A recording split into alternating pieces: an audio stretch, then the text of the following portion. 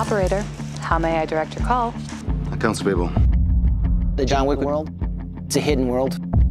It's fantasy, but it's also reality. Accounts payable, how may I help you? I'd like to open an account. There's all these rules that the assassins have. The rules that you have to obey, the rules that you have to live by. Name on the account? John Wick. No one comes back without repercussions. The challenge came to us, how do we create a sequel that stems from the world expansion? Having this character take a journey and opening up the story. Showing the rules and the mythology of John Wick.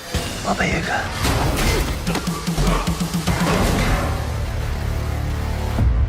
In the first film, we dealt mostly with the Continental Hotel in New York City.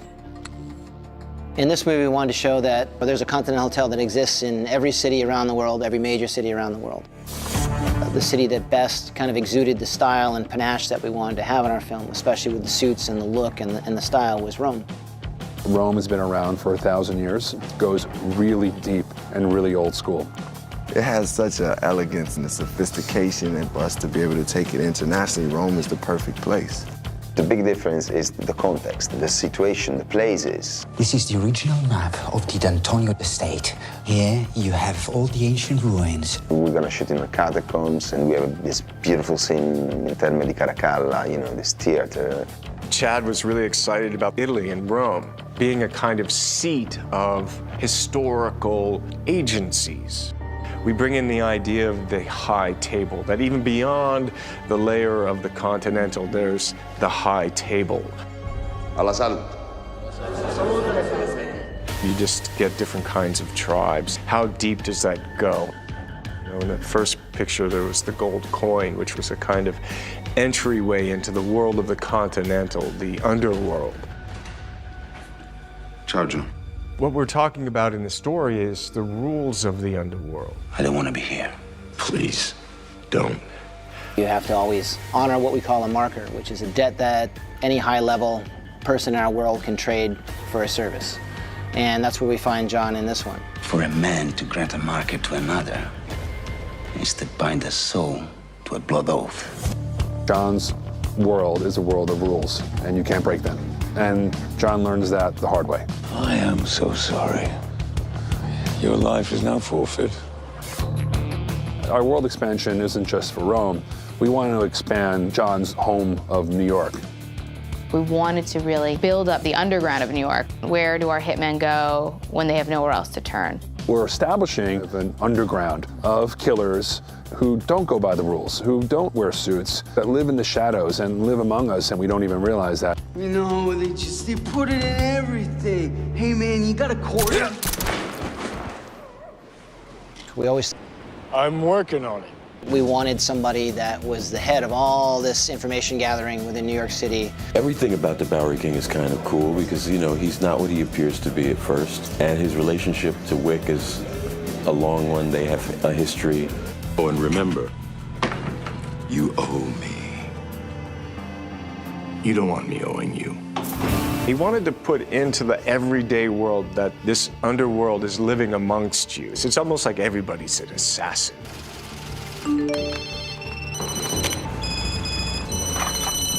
Anybody you see out there can be assassin. They're not always in shiny black suits or the things you see every day, whether it's a garbage man, a street performer, a shopkeeper, a police officer. Any of these people could be assassins. You never know someone's history, you never know what they've been through, and you never know what they're capable of.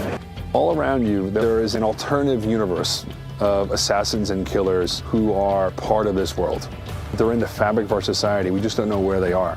The guy serving you coffee and giving you a bagel at the bodega might in fact be a highly trained assassin.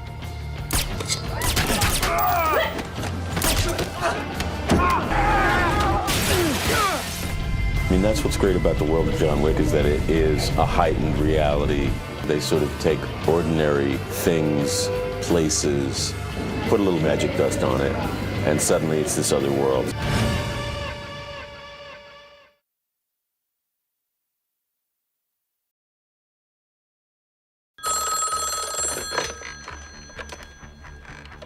The Utabia Maya Machina.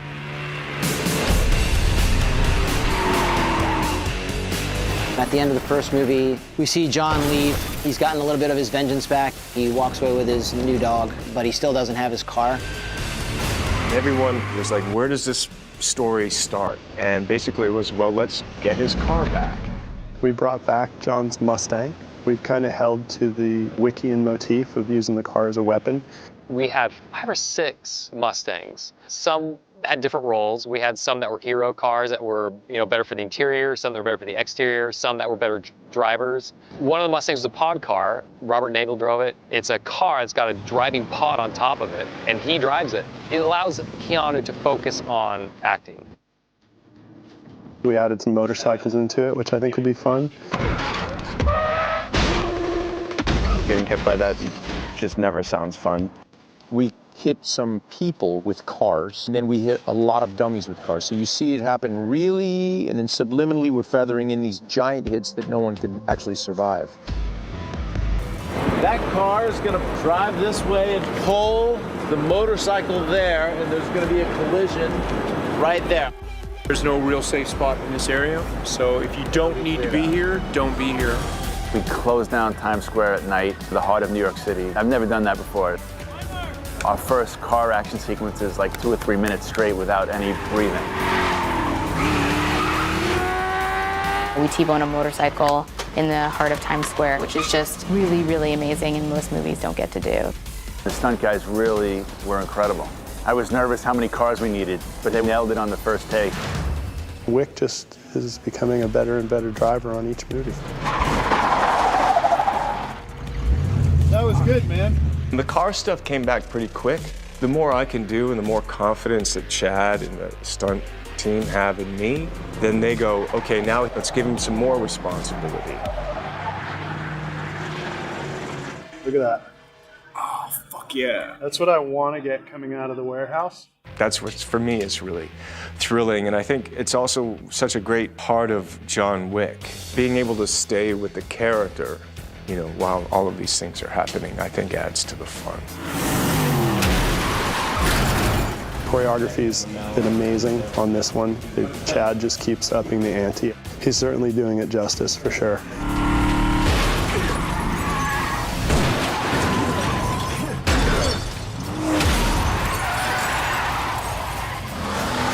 Kung Fu or Gung Fu or Car Fu, they all help define the world. We had to bring back Jeremy Fry for John Wick 2. He did such a great job driving in the first one, and in my opinion is the best stunt driver in the business. A lot of times you have an idea what you want, but whether you can do it or not kind of depends on what you're looking at. So Darren came up with the sequence of what the car is going to do. And there's a ramp that they built so you can drive from inside to outside. And he said, let's come out of it sideways. Even at 5 miles an hour, man, that little ramp, it was a bit of a cocoon because we want to hit this thing fast. And I just didn't know if the car would handle it. So I looked around, I find this stack of these 1/4-inch steel plates. They put the stuff down and it was beautiful. It had this slope, like a skateboard launch ramp.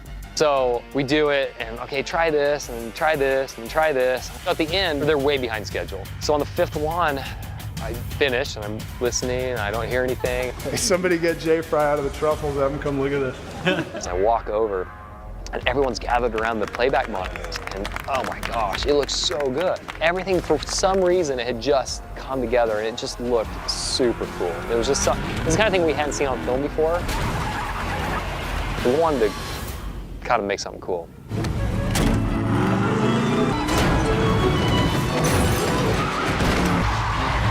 Chad's a nice guy. When he goes to get his car, he's not interested in just killing everybody. He just wants to get his car. He's pretty much all around killing machine. Whatever he has his hands on, he's going to kill you with.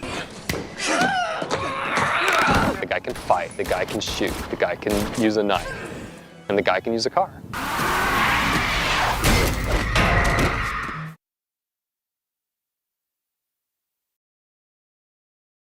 People always say, so is John Wick gonna be bigger and better and huger? And I'm like, that was a black belt. This is like 3rd degree black belt.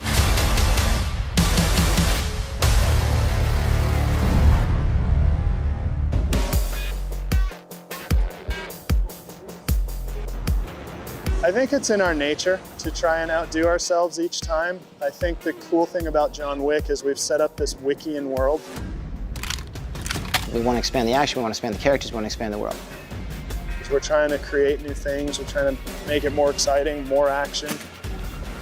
8711 was the first to really kind of take this model of stunts and say, okay, we're going to train our own people, we're going to train other people, we're going to create this culture of performing, directing.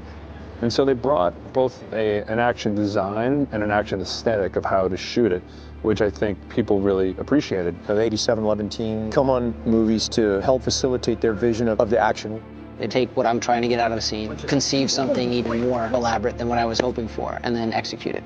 And working with someone like Chad, he's very specific.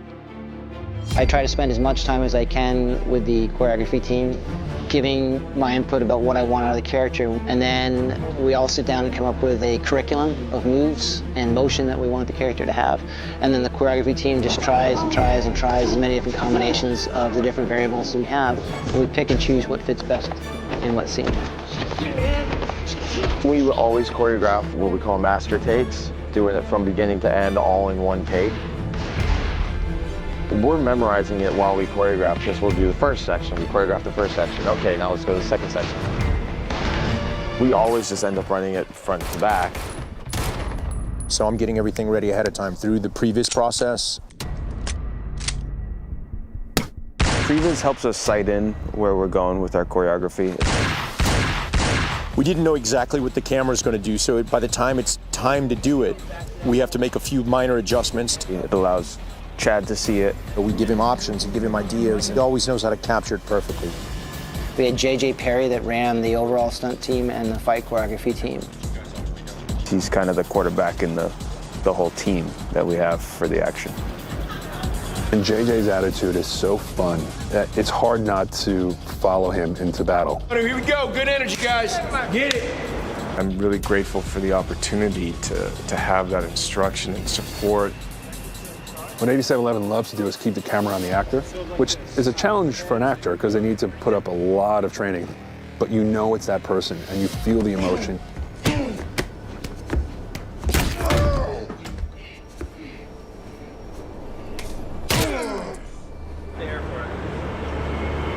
They have a lot of experience with training actors, and I'm really benefiting from that experience. Keanu's so conditioned now. We've done our magic and like conditioned him. He can go and he'll rehearse it like 3 or 4 times, top to bottom, and then he's like, all right, let's shoot. He embodies everything about John Wick, and he's really an actor that gives him his all. So we love to surround him with actors who we can also push that far, and so that they can bring their A game. You have to make the character or the individual playing the character better to do the better choreography. You can't do one without the other. The training I've done has prepared me to be able to be spontaneous when we need to be, or take Chad's direction and make it authentic. First time I talked to Common, he's like, I don't care what it takes. I want to do this. I don't think Common missed a single workout. It's great when we have an actor who can also do his own stunts because the scenes just feel more authentic. I am super psyched about the first Cassian and John Wick fight. We've had Keanu and Common rehearsing, then they get into a shootout fight. You're not having a good night, are you, John?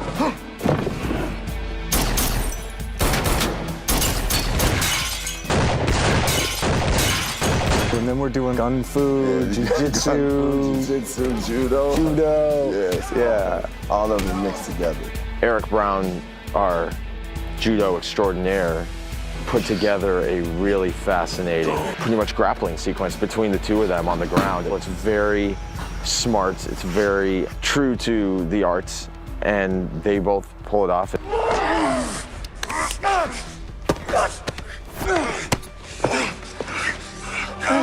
He's just in it, man, and I really enjoy that.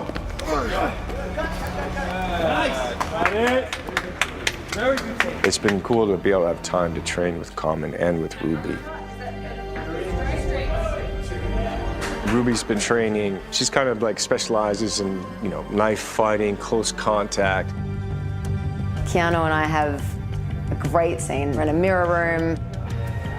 After a couple months of designing, Kevin and his fantastic team came up with a very elaborate mirror room that doubled part as art exhibit, part as maze. I designed the room to be an architectural version of mirrors and reflections and getting lost within the reflection and trying to find what's real and what's not real. We took that in a kind of ode to Enter the Dragon, and then we did our final little gunfight within that, which was very challenging. Welcome to Reflections of the Soul at the New Modern NYC. After the choreography was done, we did a bunch of rehearsals and worked together and brought it to the mirror room, and from the beginning, it was a challenge. In that sense, we know that we have to train our actors really hard and make sure that they're well prepared. And then you punch him, more straight punch. And that's where he's gonna grab you and break your elbow. Come in here and they've trained hard and they've, learned to perform these fights in rehearsals, but when they get here, they're all turning it on, and it's gonna make the scene just amazing.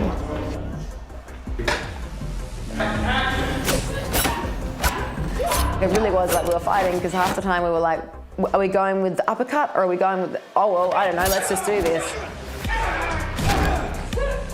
In fact, in one of them, he flips me over and his elbow knocked me in the cheek, and we watched it back, and it's the moment where it was real. There's a kind of reality to it. That level of everyone who's involved is kind of on a higher level. Sure. We've tried to place action in places that audiences haven't seen before. We didn't know we were going to do catacombs. I do a lot of the action design based on locations. So we went over to Rome, we scouted, and then we couldn't believe it. Like, they were going to allow us to shoot in 2,000-year-old catacombs. Obviously, we have a big fight scene in the Baths of Caracalla, in the catacombs under the Baths of Caracalla.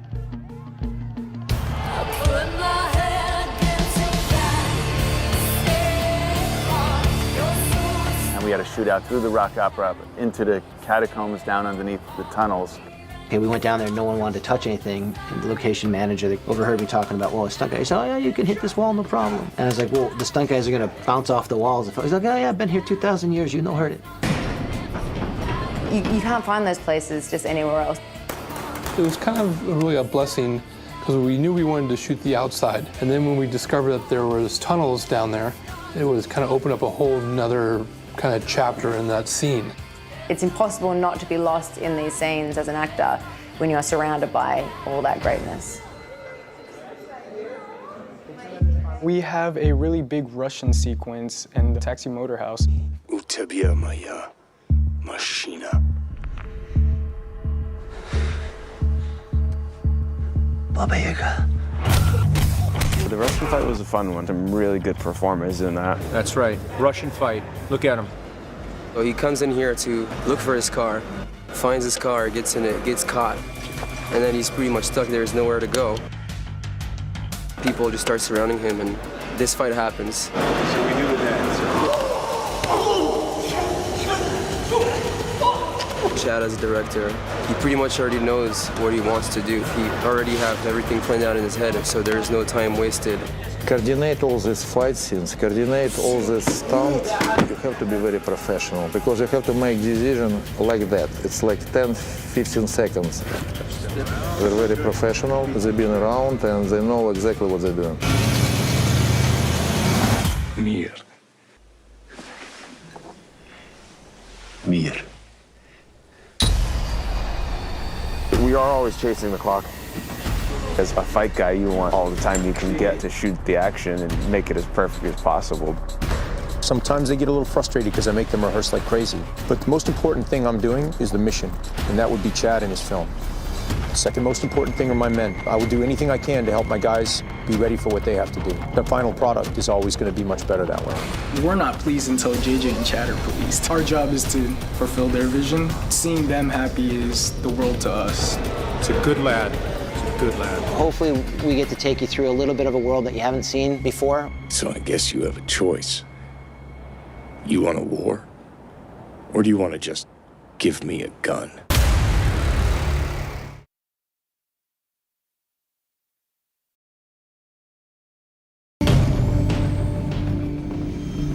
Tell Dwayne a little to his left. Just roll around a little bit. Touch to your left, Dwayne.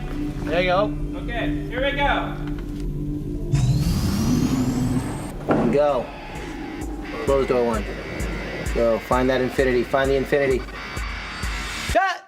Chad and Keanu, they have a special bond. They've been together for longer than I've actually been in the business. They have a fun relationship, you know, they get to joke around, they're training with each other and one's teaching the other and so on and so forth. But now you have your stunt double kind of like, you know, directing you, which is not, I don't know if I've ever heard about that ever. Yeah, you open this one. Yeah. And there you go. That'll be our end. You see that kind of trust and that sort of brotherhood that they have and have had for so long. And they're so much alike in so many ways. It's fun. It's fun for me to watch them. But do the roll, draw, look, and go. Okay. Chad's creating something that the world hasn't quite seen yet. Keanu does some of the most amazing stunts for an actor. Like, they are a great tandem with great vision. They discuss everything every day. To watch them work together, you know, Chad and Keanu is it's not even work anymore. We all know each other so well, so it's a lot of fun.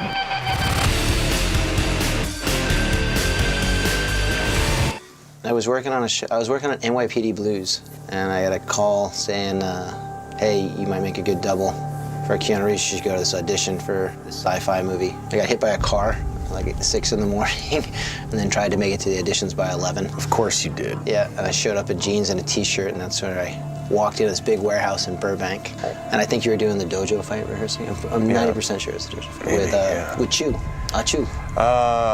Chu, one of the Chinese choreographers. Keanu just going off on this huge kung fu piece of choreography. I'm like, oh, I guess I've come to the right place.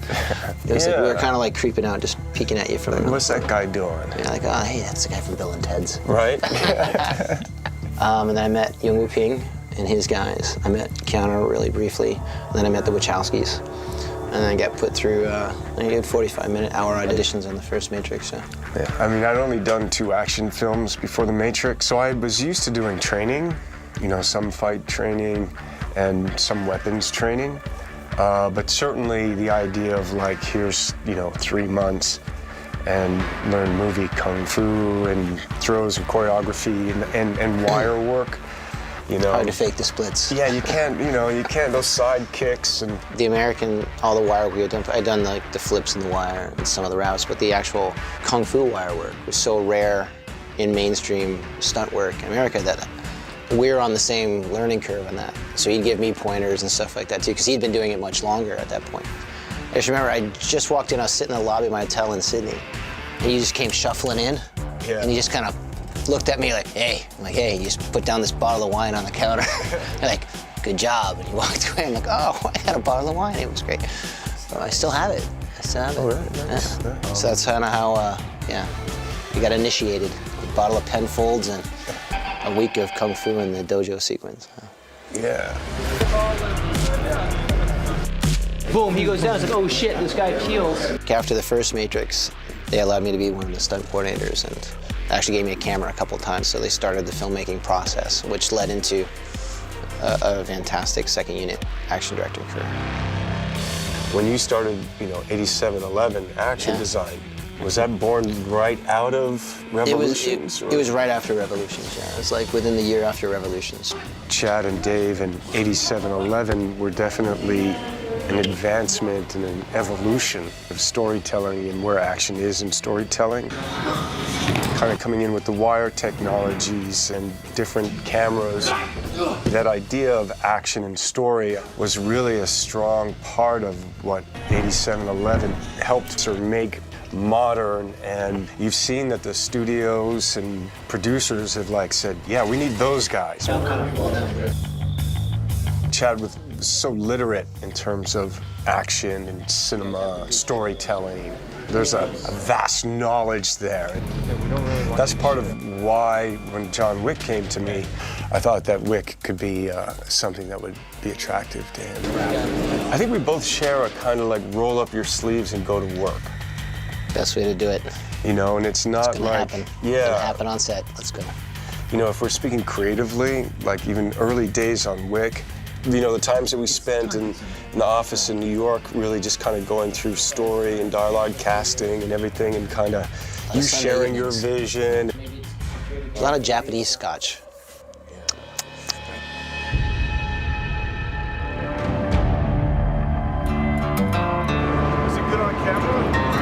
Through John Wick Chapter 2, we worked even more, had more involvement creatively in terms of story and text and dialogue and stuff. Look, everything. Look, feel, vibe, yep, even the set pieces. Chad, you see Toby, right? I see it, yeah. So when I get up, I can throw him a look over. Absolutely. You know, our taste is pretty aligned, so there's never been any question. It's just like, so what are we gonna do?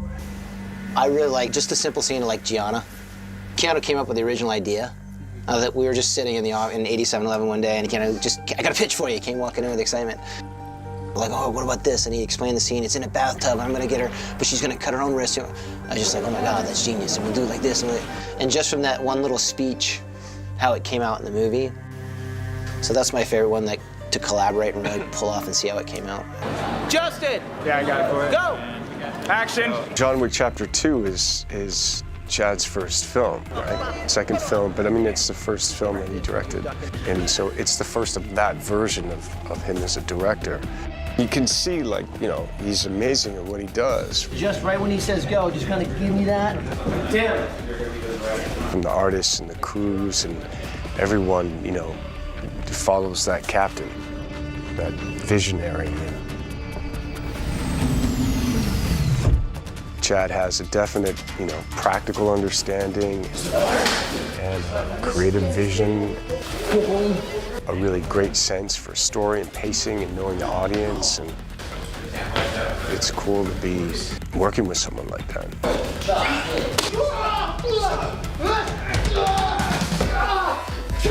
You know, very rarely do you find someone with capabilities exceeding limitations. The actor or the cast member becomes the key pin or the keystone to it. Your film methodology is based on that keystone. So if that keystone is only a 5, that's as much as you're gonna get. If your keystone can remember 50 moves or do long takes, remember all his lines and act while he's doing the action sequence.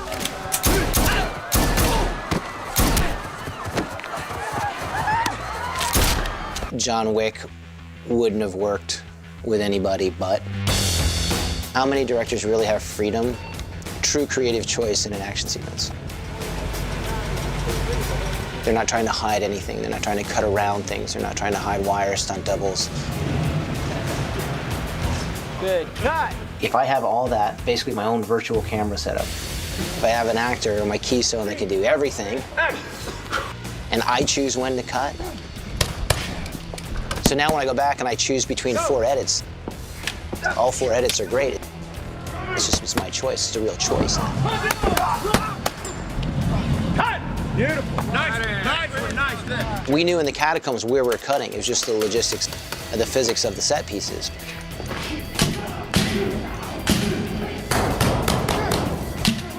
I'm not, okay, we'll take it up to here, and then because he drops the gun and he trips over his shoelaces, I have to cut here.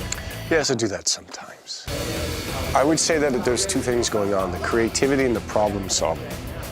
I think that's what we all inherit from the vision. And open up to me, so you want to see that boom. Yeah. So it's like, how do we do it? And then what could be cool within that?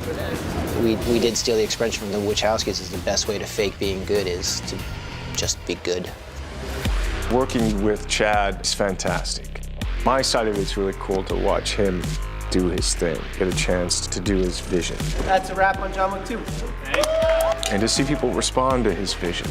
He just goes full throttle the whole way. Whatever it is, he embraces it full-heartedly. He comes in with an empty cup and just soaks it all in. Chad and Keanu, they've been together since the Matrix movies. They've known each other so well, and they've been the same character so many times. What was that movie? Thumbsucker. Thumbsucker. I did a cool bicycle stunt. I fell off a bicycle from the Thumbsucker. That was up in Oregon somewhere. I like those little things like that. So for them to be the same character so many times, they're really building this vision together. Well done. Well done. We don't want to work with anybody else.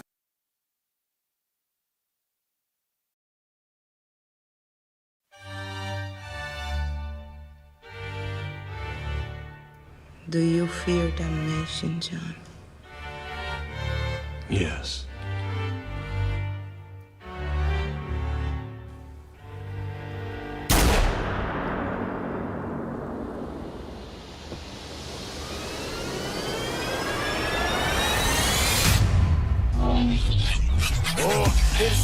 players when the Lord gone. And the boys on each hair when the war's on. Middle fingers in the air, put a little work on them.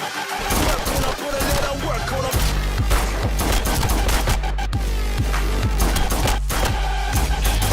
Put a little perk on them.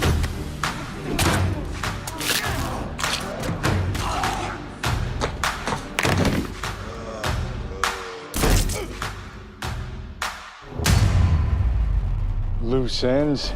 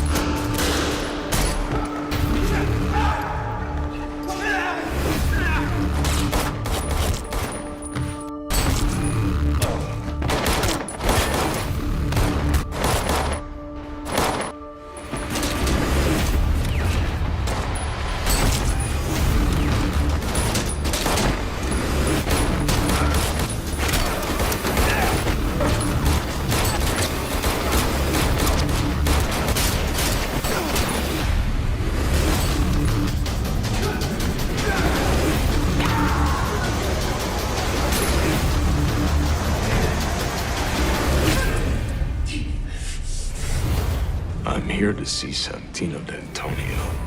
He's waiting for you in the lounge, sir. Jonathan, just walk away. Yeah, Jonathan. Walk away. What have you done? Finished it.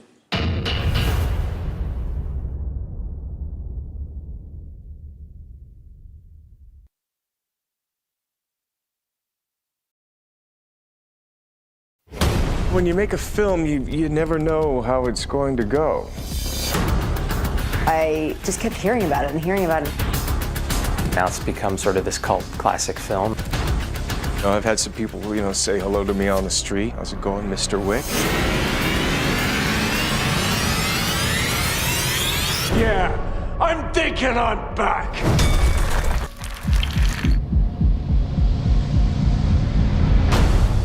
John Wick 1 had a very tortured life. We didn't know if the audience would embrace the aesthetic of the movie. Baba Yaga. And it was kind of miraculous that we were able to pull it off. We were really fortunate that people liked what we did. It had its own vibe to it. The action was really cool. The comedy was spot on. Noise complaint. Noise complaint. It's just a really cool, fun movie. It was a great script. The directors did a really amazing job in bringing the tone and bringing the worlds to life. Room 880. We wanted to do something different, and we wanted to make bold choices and be provocative. I guess we just never thought it would resonate past the genre movie. I think the whole world just sort of embraced Keanu being back. You look good. And hearing about it and people saying you have to watch it, you have to see Keanu in this film. Cast the man, cast the man, cast the man. And I think Keanu Reeves, he's very much like John Wick. He's very dedicated. He's a man of precision and stick-to-itiveness. And Keanu's got his own code as well. He's sort of the good guy of the bad guys. And the way Keanu does them is unbelievable. It's a very simple, understated performance.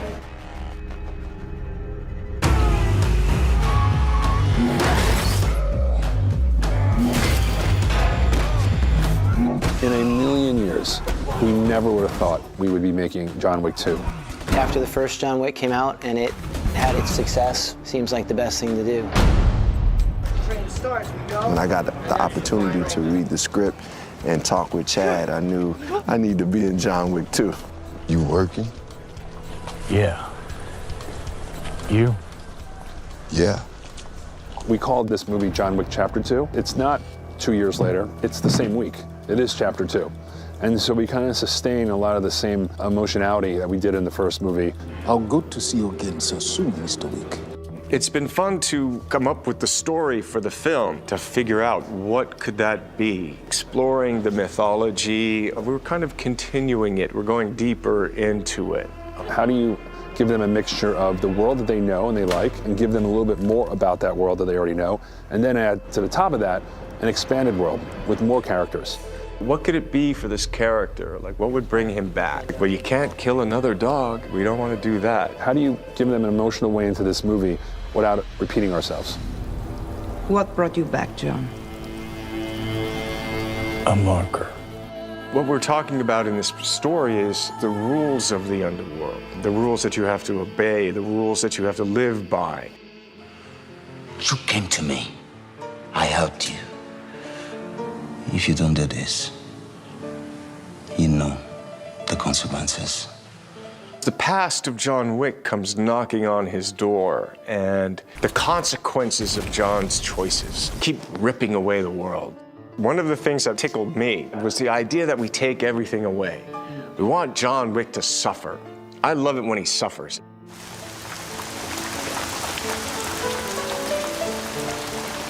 The end of this story, John has nothing, and he's hunted. He's hunted by every level of the John Wick world. John needs to do one last job, and in turn sets the world upon him. But it's only the second chapter. And like any good book, it's got a third. I'll kill them.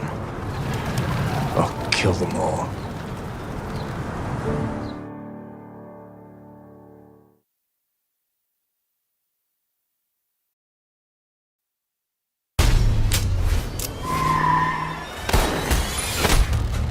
The tone of the action is such a great part of John Wick.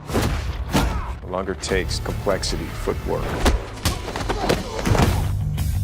We wanted a project that let us do something a little bit more from the human side of things. Instead of just training an actor to do choreography, we just made Keanu pretty much one of the choreographers, one of our stuntmen. We pushed him harder than I think we've ever pushed anybody. You'll see him take his own falls, his own rolls. You'll see him do his own reloads. You see him unjam and jam a weapon. You'll see him do all his own disarms. You see him drive his car. You see him hit things with a car when it's really Keanu Reeves. So we kind of threw away the actor thing and just trained him as a stunt guy. That was always the mantra. He's going to roll the camera and it's going to roll for 30 seconds and see how many people you can hose down with a pistol in 30 seconds. That's demanding. It's really demanding as movie fighting goes. We talked a lot about how could we make this one bigger and meaner, and we settled on the idea that we need to make Keanu better, hence the long training period for Keanu Reeves. So as I put the suit back on, I went back into training. The stunt team has a lot of experience training actors. Whatever it is, he embraces it full-heartedly. He just goes full throttle the whole way. I would find it difficult to get a 50-year-old man in that kind of combat-ready state, except Keanu. I think Keanu wants to live that life of, this is who I am. And I think he brings that every time we rehearse and every time we train. Yeah, I mean, I'm older, so it's harder to show off. And you have more technique, so that helps keep balancing it out. The age is winning, of course, but the techniques are helping me to get by. The more I can do and the more confidence that Chad and the stunt team have in me, then they go, okay, now let's give him some more responsibility. Oh, you can do that? Oh, cool. Okay, well, what about that? Ah, shoot, I can't quite do that. Train him.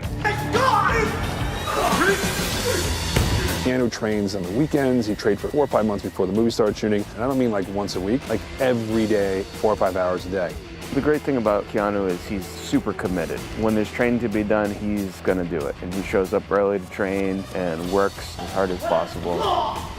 As you get deeper and deeper into training, you get less and less normal life, which I enjoy the focus of it. My friends are like, where did you go? And I'm like, I'm in the training paradigm. I really enjoy the physical side of it. I'm a Virgo. I like tasks. I like the puzzle. I like trying to get good at something. So it's fun to do the physical stuff, figure it out and try and be great at it. I started training 2 years after the release of the first one, so the weapon stuff came back pretty quick. That muscle memory, the judo not so much. I've gone out to some of the best instructors to enrich Keanu Reeves, to get him better at what it is we're going to do in the movie. We just went to town training him on 14 or 15 great judo moves, aki-jitsu moves, and then really upped his jiu-jitsu game, like spent a lot of time grappling. So we brought the masters in, the Machado brothers, just so we can get the best knowledge. They'd come in and see his jiu-jitsu training. A great honor to have the Machado brothers come to 8711. I love John Wick. I think it was one of the best fight scenes ever seen. I believe for me it was the first movie which you see the mix of good martial arts so well put together. What we did with Keanu, I start to see his knowledge. He's already very sharp in techniques. And we start trying to improve the transitions. And like somebody come on top of him, he escape quick and go, grab the neck, boom, break. In every position, he know how to escape, how to set up, how to counterattack, and how to do the submission. He have that focus, that determination, everything perfect. Is very impressive. It was basically just like an hour with them, and they each taught me one technique. Everything was breath and flow. When are you slow? When are you fast? Is your breath while that's happening? That's why I'm here today, bring you what we know best. That's always with me. Like, you know, that's part of how we talk now. Let's get the flow.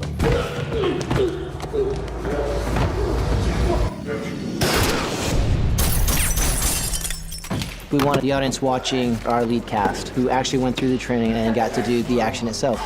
The stunt team is built on mastery. They want A+ level work. And that's what I strive for. I strive for excellence. It's really kind of neat to be meeting these wonderful performers and artists who are like, yeah, we want to play.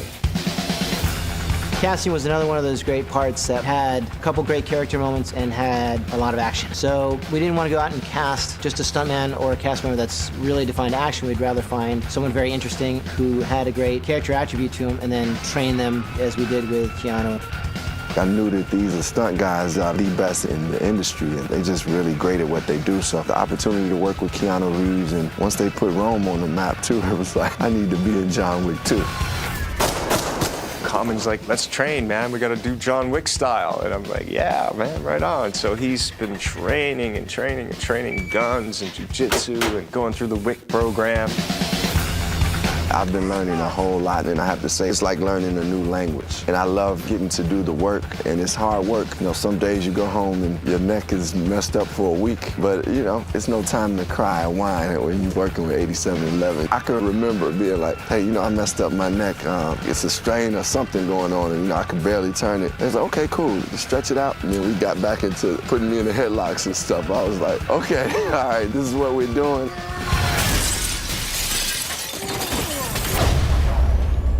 Ruby's going through the Wick program. Welcome to Wick.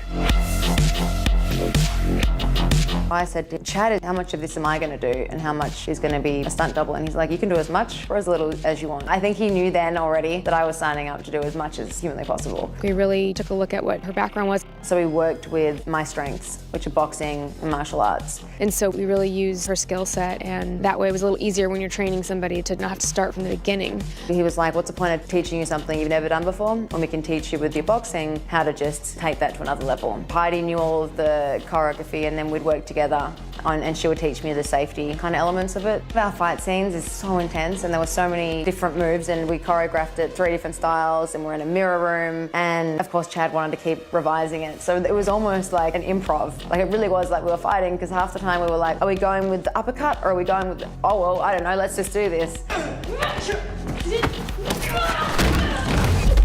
With the training, you learn about the cooperation, how to fake fight, and how to do long takes. And like, there's a kind of reality to it, but it's also a dance. It's sort of a pleasure when you get to work with one of the guys you're used to working with. It's sort of like a dance when you do a fight. And if someone's a tiny bit off, the other person makes up for it a little bit and you work together. Some of the guys, you know, Jackson, Danny, all these guys, I mean, I know if I ever fight them, we're always gonna be on because we'll make up for each other's mistakes. And I realized that Keanu has picked that up. I could tell that he was dancing with me from the beginning. I was so impressed. Cars, guns, knives, just basic stuff. You gotta know how to make an omelet, right? When you open up the Reeves chest, it's like, okay, we got that with the guns, we got this with the throws, so we have this on the floors. These are the choke techniques. These are the knife techniques. So the more that he has to play with, he can work that into the choreography. Everything's a weapon to him, whether it's hands-on or firearms or his car. Whatever he has, he's going to use as a weapon. You have the first film, he would use one kind of weapon all the time, so it was very linear. Now we have up to 3 different weapons that he's using at one time, which adds a completely different aspect. I've done a lot more training on this film than the first one in terms of guns. We took Keanu through a lot of 3-gun training. Speed draws, transitions, fast trigger pulls. Keeping that kind of gunplay and fighting interesting, like gunjitsu, up to snuff is our biggest mission. So we brought the masters in just so we can get the best knowledge. We wanted him to be faster and be able to up his target acquisition, make him faster pulling up on targets, faster out of the holster, get him faster on the reloads, be able to correct malfunctions. Yeah. I'm dead. I brought in Taron Butler, who's the national international 3-gun champion. It's about speed, precision, and timing. Moving targets, stationary targets, and the ability to transition between a pistol, a rifle, and a shotgun and back and forth. I brought Keanu here, Taron Butler's shooting ranch up in Simi Valley, for a reason, because Taron is the fastest guy out there. He's the best A-list celebrity that I've ever had out here. His intensity, his desire to get good is really what pushes me as a trainer to just get even better with him. You know, I've had guys out and they're great, who want to do the basics and kind of go, and they're good to go, and they'll look good enough for the camera and all that stuff, but he wants to take it to the next level. For me, I enjoy the mechanics of it and figuring stuff out, and then trying to apply it. He's never satisfied, and he wants it to be the best it could possibly be. But on the other hand, you look back at the videos, like, God dang, that's an amazing run. You start getting into how fast was your draw, how fast was your first pull, what was the time between your trigger pulls, how fast your reload, how fast can you run this course. Yeah. It's all about speed shooting while you're moving. And every time we're at Taron's, we can change the course. It's almost like choreography. He shoots one course, pistol, rifle, shotgun, and then the next time we change it. In each session, he was firing anywhere from 1,000 to 1,500 rounds. But it just builds in so much precision and so much muscle memory. We thought it was a good idea. There is something to the mindset, and it does it to your body. You know, you have to be in it. You have to attack. If that gets ingrained in my body, then it's going to be second nature for me just to go into that position.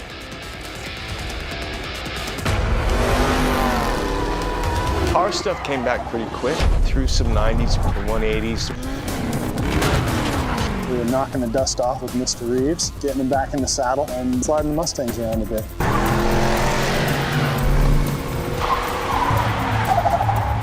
We just wanted to take him back to the basics. We just did some 90s into a mark and 180s to a mark. We started drifting a little bit, just kind of see where he's at, see how much he remembered. The 90s were right there. 45s were right there. The drifting was pretty right there. So reverse 180 was a little new, so that was fun. We trained Keanu specifically to the moves that we choreograph in the chase. So we're not so much building car chases in this film as much as we are car fu, where he takes the car and smashes into people, he uses the car to hit people, he'll use the car to knock people over. This one's a lot more brutal. All of this training helps when someone says, action! Fucking go, and you're like, on it!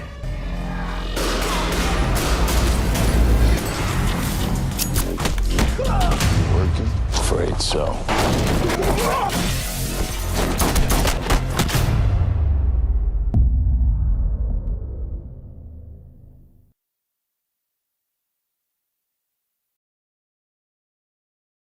John Wick is a man of focus, commitment,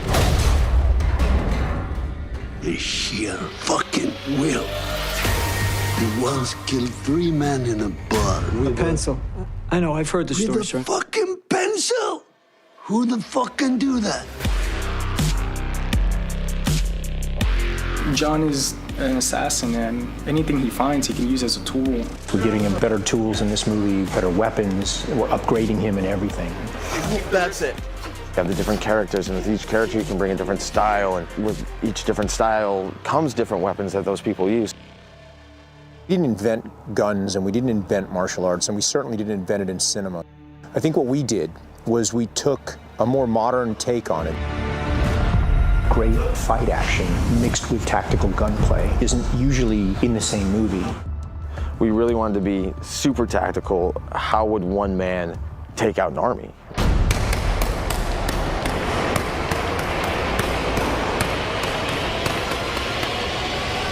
We really had to use a little more of the armory to see what different weapons we could get our hands on. Good afternoon, Mr. Wick.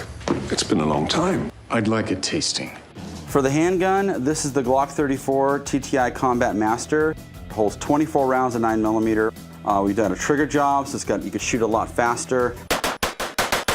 A textured grip job, it feels good in your hand, it doesn't slip around, and also the gun cycles faster. Flared magwell for easier reloads. And flared magwell, so you want to do super fast reloads. It's just flared, you can't miss it. What's next? Something robust, precise. Robust, precise. This is the TR1 Ultralight. This is a 223 or 5.56. Very powerful. It's got a Trichicon scope on top. This is for close and long range. So you can hit stuff out to like 700 yards with it. And this one here is a little side scope, so you get all this really close stuff really fast. Makes everything so easy to hit. Could you recommend anything for the end of the night? Something big, bold. The next big gun would be the Benelli shotgun. Lighten the bolt carrier, we ion bond it with a hard coating, open the loading area so you can load it super fast, do a trigger job, it's got a light trigger like on the rifle and the handgun. Custom bolt carrier release and charging handle.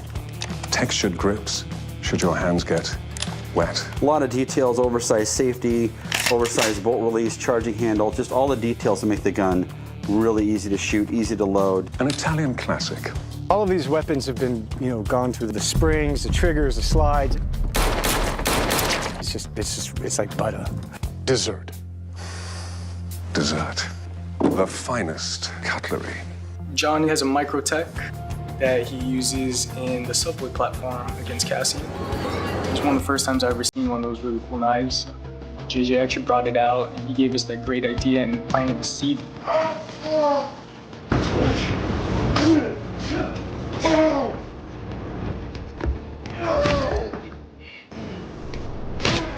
The biggest weapon he has of all is just his bare hands. We were thinking about how do we want Keanu to fight. We were thinking worst case scenario. Hit him in the neck, poke him in the eye, kick him in the nuts, throw him, break his arm, break his leg, choke him out. Elbow, elbow, elbow, knee, knee, knee. Worst case scenario. And Brazilian Jiu-Jitsu played a major factor in that. Chad got his Jiu-Jitsu from the Machado brothers. So we brought the masters in just so we can get the best knowledge. Through the Gracie family and the Machado family, they took Japanese Jiu-Jitsu and they just developed and developed and developed and developed and developed it, so it became a very efficient form of ground fighting. Brazilian Jiu-Jitsu is a chess game. The checkmate is to get in a choke or to get to armbar. Concentrate 100% in ground fighting. We take a lot of the principles and we try to spice them up a little bit. Here's what would it be like with a firearm? What would it be like with an edge weapon? And we kind of movie-ize it a little bit to make it feel a little bit more fun. Somebody come on top of him, he escape quick and go, boom, break. Now the other guy come, he come back up, take the other guy down, break. Not waste 1 second. All takes place on the ground. It's very tactical, very smart. It's very true to the arts. It's a lot of wrist locks, it's a lot of chokes. You'll just be picturing like the octagon. One event here, another event there, or he's just shooting them in the face. There's definitely more variations of ending a person's life in this movie. You always have car. You always gotta have the car in there. The car foo. Come on, dude. He's doing the crane technique, man. Karate Kid style. Rather than chase with cars, John Wick takes his car and hits things with it. John uses the car as a weapon.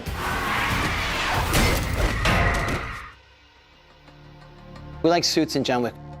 We like formality and what a suit means. It says respect, it says acquiescence, or it says strength. John Wick needs a new suit.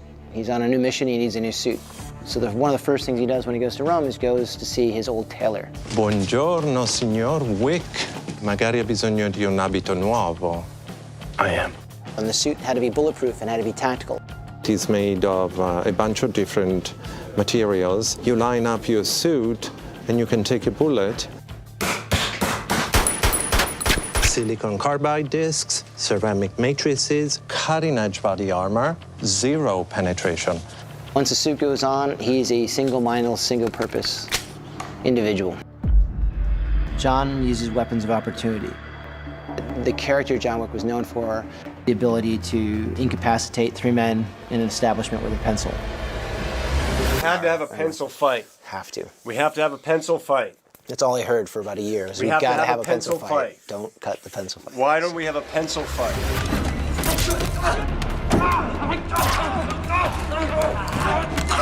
It's a pencil, and it has a pointy, sharp bit here, which is really great for entrance. It's fairly sturdy. If you're gonna jab it, you kind of want to like have your thumb over the top. You want to have a braced action going on it. So you always want to try and have bracing going in. Really good for close quarter. Gotta go for the soft spots. Go for the soft spots in the hands. Orifices. Orifices. Gotta have a pencil fight. John is dangerous. Whatever he has, he's lethal.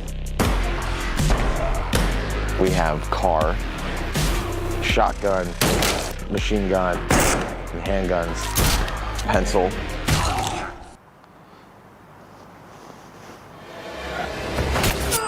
Oh no, and his knife. He's all around killing machine. Whatever he gets his hands on, he's gonna kill you with. John Wick have no guns, no knife. We have a chance. But he have a guns and knife. No chance. Tell you what, if they wanted to kill James Bond, they'd send John Wick. Mr. Wick, do enjoy your party.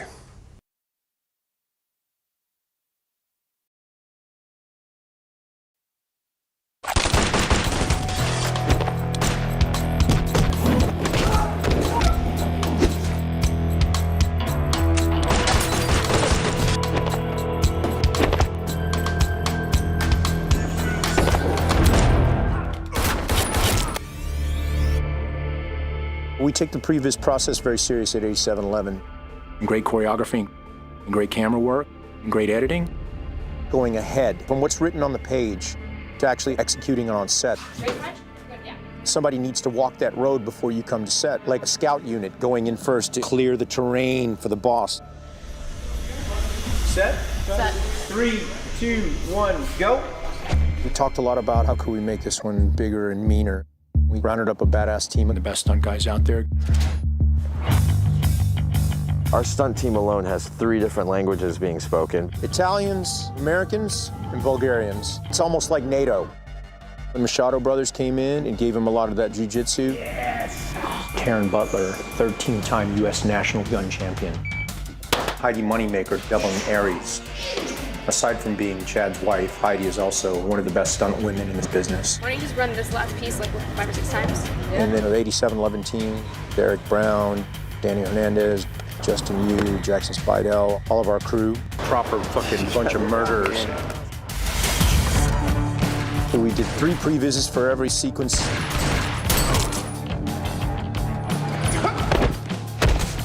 You're getting to investigate the choreography on your terms. So then you get to kind of say like, okay, well, I can't do that. Okay, I have to learn how to do that.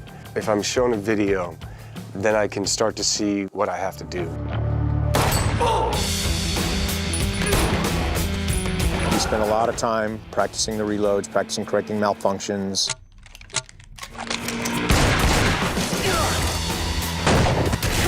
I would say that there's 2 things going on, the creativity and the problem solving. And even if it's like little pieces, you're still getting to know like, okay, that time is coming in here, then I can do something. you're always kind of learning from them.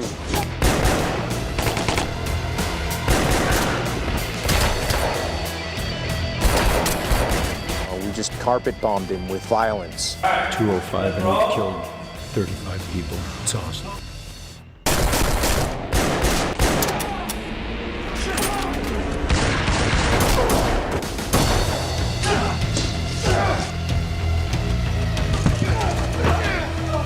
I don't think I've ever seen him watch a playback and go, okay, great. Oh, so I was too late. He's super committed. That's a few and far between trait in this business.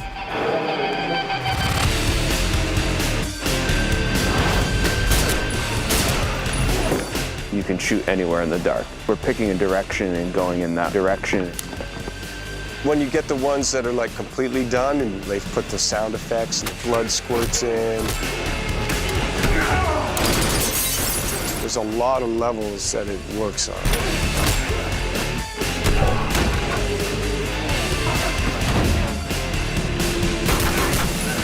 I watched all the cut footage of all the action sequences the very first time. I mean, I was screaming like a little kid in a candy store. It's off the charts. It's off the hook.